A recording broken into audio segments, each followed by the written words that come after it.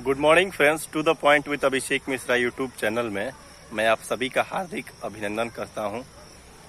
अभी दोस्तों परेड से छुट्टी हुआ है, तो मैं अभी आप लोगों से बातचीत करूंगा एक शॉर्ट वीडियो में यूपीएसआई का जो अभी एग्जामिनेशन होने वाला है सब इंस्पेक्टर का, उसके रिगार्डिंग। ठीक ना, देखिए पहले उसमें लोगों को डाउट रहता है कि जो यूपीएसआई के जो कैंडिडेट्स हैं जो अदर स्टेट के हैं, चाहे वो बिहार के हों, झारखंड के हो, मध्य प्रदेश के हो या अदर स्टेट को, कि क्या मतलब वो 10% में वहाँ पे फाइट करते हैं या पूरा जो मतलब वहाँ पे जनरल का सीट है उसमें लोग फाइट करते हैं।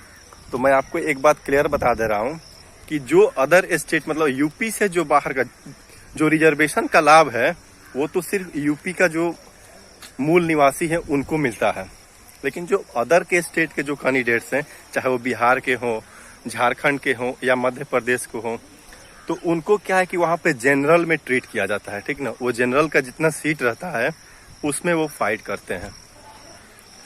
अब हम बात करते हैं फ्रेंड्स की जो इससे पहले मैंने भी उसका एग्जामिनेशन दिया था जो 2017 में हुआ था, तो उसमें हम लोगों का भी सिलेक्शन हुआ है, लेकिन वो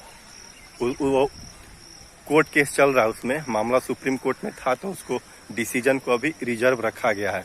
उसमें समस्या नॉर्मलाइजेशन को लेके था, तो मेरा भी सिलेक्शन हुआ था। और क्या हुआ कि हम लोग का डॉक्यूमेंट वेरिफिकेशन कराया गया, डॉक्यूमेंट वेरिफिकेशन के बाद फिजिकल वगैरह सब कराया गया, लेकिन जब फाइनल मेरिट लिस्ट आया तो उसमें नॉर्मलाइजेशन करके हम लोगों को फेल दिखाया गया है।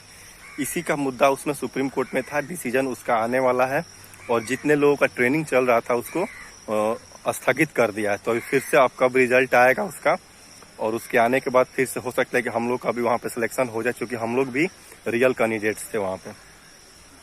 क्योंकि उसमें एक उसमें नियम था कि जिसको हर विषय में 50% मार्क्स आएगा उसी का नॉर्मलाइजेशन होगा आगे, लेकिन बाद में उन्होंने सभी का कर दिया, जिससे हम लोग बाहर हो गए। तो वो बात का चीज़ है। लेकिन देखिए जो उसका सिलेबस है, हमने जो मतलब एग्जामिनेशन देने में फील किया, उसका सिलेबस पहले से बहुत हद तक अब चेंज कर दिया है। जैसे कि जिस समय हम एग्जाम दिए थे उससे पहले और जिस समय हम एग्जाम दिए थे वो दोनों में अंतर था, और अभी भी यही प्रोसेस पे एग्जामिनेशन इस बार भी होगा ऑनलाइन। तो देखिए इसमें 160 क्वेश्चंस रहता है, 400 नंबर का मार्क्स रहता है आपका, एक क्वेश्चन 2.5 नंबर का, जिसमें आपको 40 मैथ, 40 रीजनिंग, 40 आपका जनरल हिंदी और 40 आपका जीएस रहता है। ठीक ना, तो उस समय क्या था कि जो 50% हर विषय में अंक लाना अनिवार्य था, 50% से कम है तो आप फेल हो जाएंगे। और इस बार क्या किया है कि आपका 35% हर विषय में इस बार अंक आपको लाना अनिवार्य है, चारों सेक्शन में अलग अलग पास होना अनिवार्य है।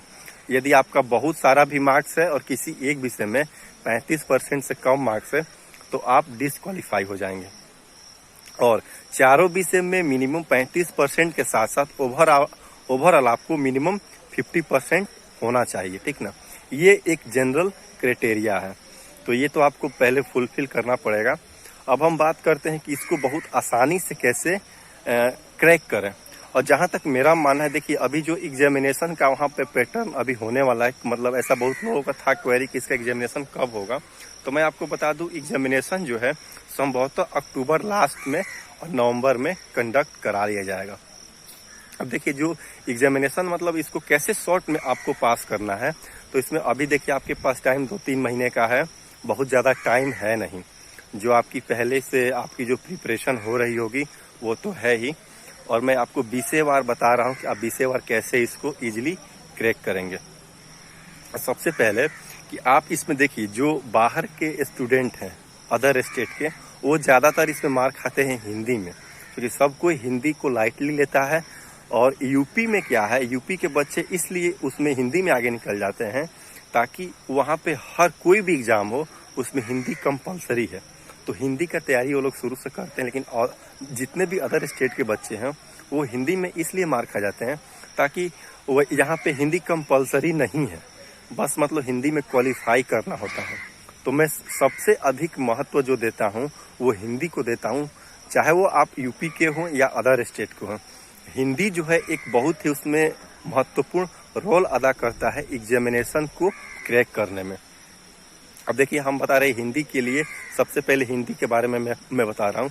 एक लुसेंट का बुक आता है हिंदी का, ठीक ना, लुसेंट का आपका जो एक बुक आ गया, उसको क्या कीजिए आप ले लीजिए और उसमें जितना प्रीवियस ईयर का भी दिया हुआ है लूसेंट का, उसको आप या तो सेट प्रैक्टिस, उसमें बहुत सारा जो लूसेंट का हिंदी है उसमें पीछे बहुत सारा सेट प्रैक्टिस दिया गया है, चाहे वो बीएड का हो या किसी अदर एग्जामिनेशन का दिया गया, उसको आप सॉल्व करके याद भी कर लीजिए, ठीक ना, क्योंकि वही सवाल वहाँ पूछ दिया जाता है।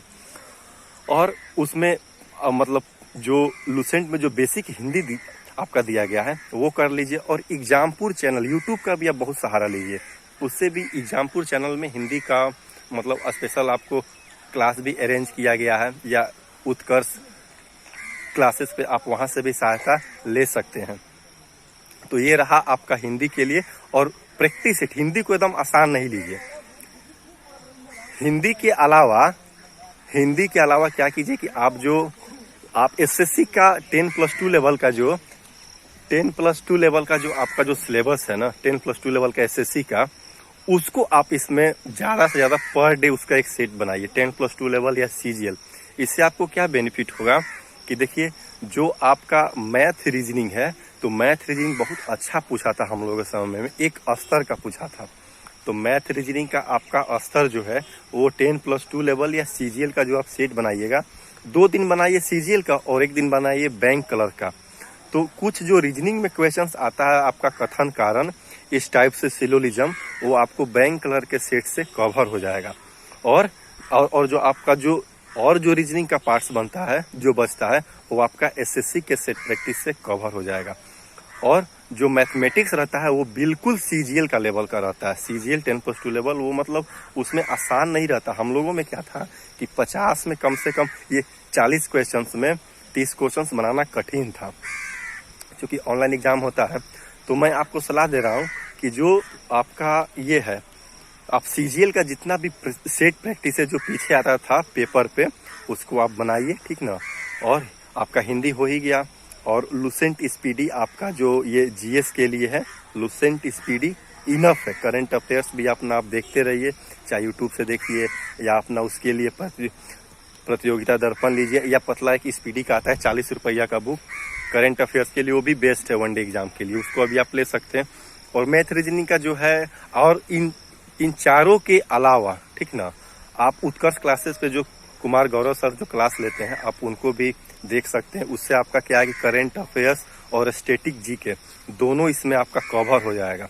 तो मैंने आपको हिंदी के लिए बता ही दिया, मैथ रीजनिंग के लिए बता दिया, और आपका जीएस के लिए बताया। और जो आपका जो ऑनलाइन एग्जामिनेशन है, तो यदि आपके पास लैपटॉप है तो ठीक है, नहीं तो साइबर कैफे में जाके, सबसे ज़रूरी चीज़ है कि आप पर डे एक सेट प्रैक्टिस ऑनलाइन बनाइए पर डे।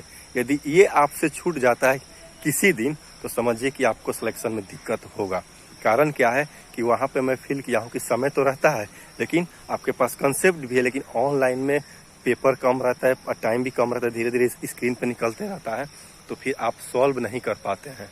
तो ज़्यादा से ज़्यादा अभी मतलब जैसे कि मान लीजिए 90 दिन आपका एग्जामिनेशन में बाकी है, तो कम से कम 90 सेट तो आप ऑनलाइन बना ही लीजिए। इससे आप हैबिचुएटेड हो जाएंगे, आपका हाथ भी हैबिचुएटेड हो जाएगा, कलम आपका नहीं रुकेगा। और मेरे हिसाब से ये आपका एक बेस्ट स्ट्रेटजी है, इससे ज़्यादा करने की ज़रूरत नहीं है। इससे ज़्यादा कीजिएगा तो हो सकता है कि आपको बहुत अच्छा नॉलेज हो जाए, ट्रेन में चलिएगा तो किसी से बहुत अच्छा डिबेट कीजिएगा, चाय की दुकान पे बहुत अच्छा आप लोगों में लेक्चर दीजिएगा, लेकिन जॉब नहीं होगा आपका, ठीक ना।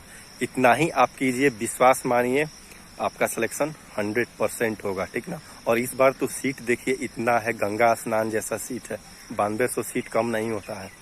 आप रियली मानिए, विश्वास कीजिए, 60% से 65% के बीच में यदि आपका नंबर है, मैं जनरल कैटेगरी का कह रहा हूँ, ठीक ना, तो आपका सिलेक्शन 100% हो जाएगा यूपीएसआई में, एकदम बिल्कुल आंख मूंद के हो जाएगा। आप निश्चिंत रहिए इस चीज़ को लेके, ठीक ना। 65% के आसपास रहेगा आपका फाइनल सिलेक्शन है। और आप यूपीएसआई, चूँकि अगले साल वहाँ पे यूपी में इलेक्शन है, तो हो सकता है कि उससे पहले आप लोग का भर्ती प्रोसेस क्लियर करके फिर आगे का आप लोगों का ज्वाइनिंग वगैरह भी करा दिया जाए। तो आप लोगों के लिए एक बेटर अपॉर्चुनिटी है, आप वो भी एग्ज़ाम दीजिए, और भी अपने समक्ष में जो भी एग्ज़ाम होता है आप दीजिए। और 15 अगस्त की पूर्व संध्या पे मेरे तरफ से happy independence day for the सभी अपने देशवासियों के लिए। Thank you friends, bye.